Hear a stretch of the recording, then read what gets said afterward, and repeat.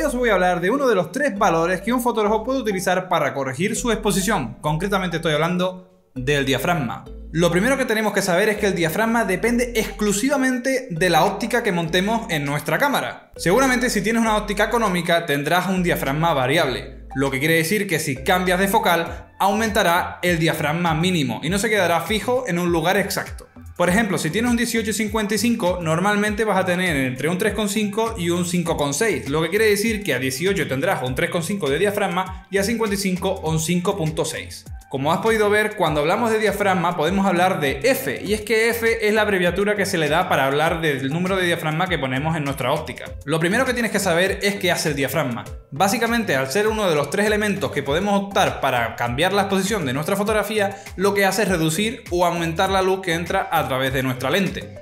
Si has podido ver una lente de cerca, seguramente ya lo has visto, y es que está justo dentro del objetivo y se componen por unas láminas que se expanden y se reducen dejando pasar más o menos la cantidad de luz que tú quieras. Bueno, ya sabes para qué sirve, ahora vamos con la parte más complicada, que es saber manejarlo. El grado de diafragma se divide en números enteros, y entre número entero y número entero tenemos el doble o la mitad de luz que puede entrar a través de nuestra fotografía.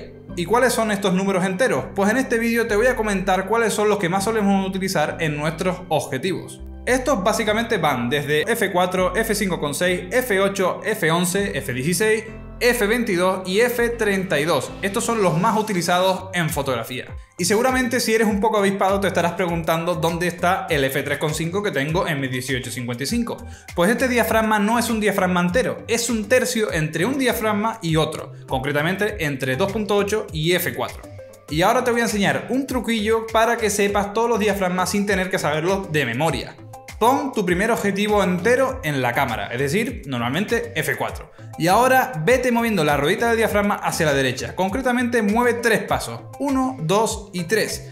Y pasarás del F4 al F5,6 pasando por los tercios.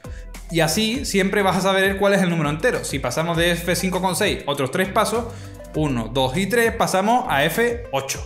Como te he mencionado anteriormente, cada diafragma entero que subas o bajes va a duplicar o dividir entre 2 la cantidad de luz que saca en nuestra fotografía. Pero esto no es lo único que hace el diafragma. Ahora vamos con la segunda versión de lo que hace el diafragma.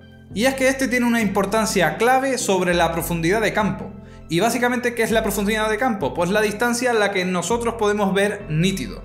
Quiere decir que si nosotros utilizamos un diafragma muy abierto, pongamos 1.4 o 1.8 o F4, nosotros vamos a ver una distancia más reducida que a F22. A F22 veremos una foto más enfocada, más nítida. Esto significa que a F22 hay más profundidad de campo que a F4.